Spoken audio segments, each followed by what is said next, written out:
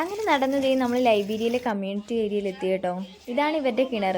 ഇവർ നമ്മുടെ നാട്ടിലെ പോലെ തൊട്ടി വെച്ചൊന്നുമല്ല വെള്ളം കോരുന്നത്. ഇതുപോലെ ഒരു ക്യാൻ എടുത്ത് അതിലൊരു ഹോൾ ഇട്ടിട്ടാണ് ഇവർ വെള്ളം കോരുന്നത്. ഇവിടെ ചെറിയ കുട്ടികൾ വരെ നന്നായി കഷ്ടപ്പെട്ട് പണിയെടുക്കും കേട്ടോ.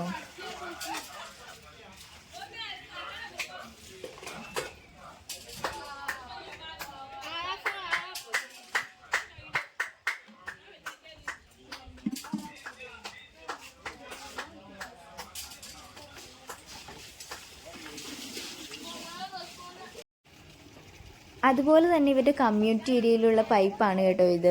അത് ഇവരുടെ ആവശ്യങ്ങൾക്ക് വേണ്ടി ഇവരിങ്ങനെ പമ്പ് ചെയ്താണ് കേട്ടോ വെള്ളം എടുക്കുന്നത്.